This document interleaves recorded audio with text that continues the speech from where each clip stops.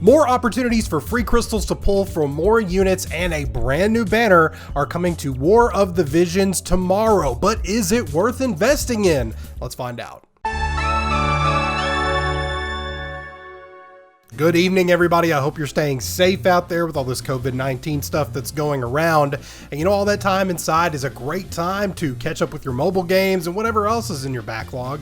And if War of the Visions happens to be one of those games for you, then there's some new information that you need to be aware of. Specifically, a new event and a new banner which are coming out on Wednesday, April the 8th.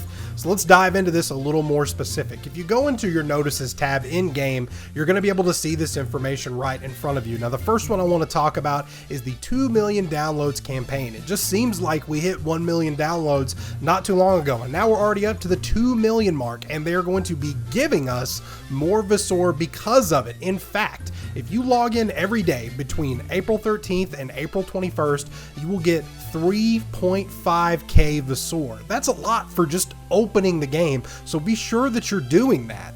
The other important pieces of information that we can see here is that we're getting a new featured unit summons, and updates to the shop, and a new esper. So I want to talk about these things a little more specifically and look into whether or not it is worth pulling on. So let's dive a little deeper. So with the updates, we're going to be getting 2 new units in particular. Now, the ultra rare is this lady right here. This is Yerma. And as you can see, she has the main job of Viking. This is actually a new job for the global version of the game. She's going to be the only unit to have that Viking job, and thus you can see she uses axes, following by her sub-jobs of Knight, which is okay, and Thief, which is much more useful as a sub-job. So you can go down here, you'll be able to see her limit break. You'll get a peek at a few of her abilities. So you can kind of scroll through and see what she is all about. So what can you expect from the Viking job? If you have any history with Final Fantasy, you may remember that this job has popped up a few times throughout the series. They always tend to end up using axes, heavier styles of armor, and either turn out to be a physical damage dealer or a tank, or something in between. And the third option there is more of what this is going to turn out to be for this unit in particular. I'm going to include a link in the description where you can look at the specifics in terms of her growth tree to see what abilities that she can unlock, because we don't have this information present in game right now. But what you can expect are some self buffs to attack, some drops to evasion, some increasing of her maximum HP, and the ability to deal moderate amounts of damage, including 1 or 2 ranged attacks that go along with it. Now, the Knight job comes with all the break abilities, which are the ones that decrease an enemy's stats whenever they are hit by it, such as magic break, things of that nature. The Thief sub-job is about being a little more evasive. It includes the ability to steal. She also specifically can steal an opponent's vision, which will increase her accuracy and decrease the enemy's accuracy. So that's kind of unique. Again, she is an ultra rare unit, so she's going to require more resources than just a super rare or a mega rare to kind of reach her full potential. So that is something that you need to keep in mind.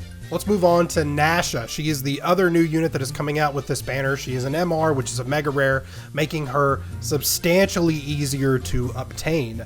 So her primary job is Paladin, followed by White Mage, and the final sub job is Dragoon. She's built kind of like a tank, as you can tell by her job abilities. Now, looking a little bit further, she does not come with a limit break herself, because that is exclusive to ultra rare units, excluding Mont, and that is just because he is the main character.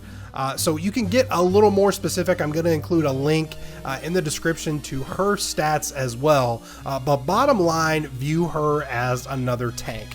She's got beefy stats, she's got a little bit of a physical damage dealing aspect, and she also has that Dragoon sub job, which will allow her to increase her attack a little bit and give her a little bit of range with the jumps. Finally, let's talk about Ramu. He is another esper that is being added to the game. As you can imagine, he comes with lightning resistance up, and then he also offers a party buff of more magic, a higher magic stat. So overall, he wouldn't be a bad option to have on a mage like Medenia or Y'shtola, specifically if you don't have Shiva, who is one of the new ones that came out not too long ago. To coincide with the release of these new units, we are also getting a new event which just barely overlaps with the collaboration event with Final Fantasy XIV Shadowbringers, and that is the Admirable Prince.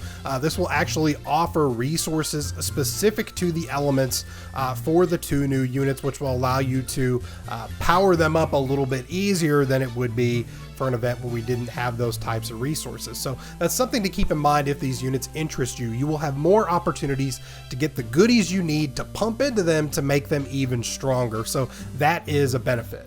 So would I pull on this banner? Personally, no, and it's for one big reason. Neither of these units are limited. What do I mean by limited? Limited units like Thancred and Y'shtola are specific to an event and a very specific time frame to obtain. That means if you don't get enough resources to maximize their potential when the event is there, they are going to be gimped for the foreseeable future. These 2 new units, Yerma and Nasha specifically, are not limited. That means for future banners in the ultra rare and mega rare pool, they will be present. So the chances of you obtaining these guys as you go is much, much higher. Specifically if Nasha interests you, and that's the new paladin. She's a mega rare, so more than likely, if you're pulling semi-frequently on these banners, you're gonna get her. Is Yerma worth putting a ton of time into? In my opinion, not really. For Japanese tier list, she's kind of ranked in the A tier if you're looking at S tier, A tier, and then B tier. So she's not bad, but since the Frederica banner is still available, and she is an S tier unit who is great at farming missions because of her skill set and being a ranged damage dealer, you're better off putting your resources to that banner, or waiting for the Final Fantasy Tactics banner, which will come at some point, which includes Orlando, who is an absolute monster. So in my opinion, I would hold off. Get all of the Visor you can from the login bonuses and the new event, the Admirable Prince. Definitely farm all that stuff up, but I would hang on to it or invest in the Frederica banner. Probably a better use of your money. Thanks so much for taking the time to check out this War of the Visions video. I hope it is helpful to you, and if it was, you can help me out by giving it a like and subscribing if you want more War of the Visions content. You can also help me figure out the direction for the next few videos that I do by hitting me up in the comments and letting me know what you want to see. Stay safe out there. I love you guys, and I'll see you next time.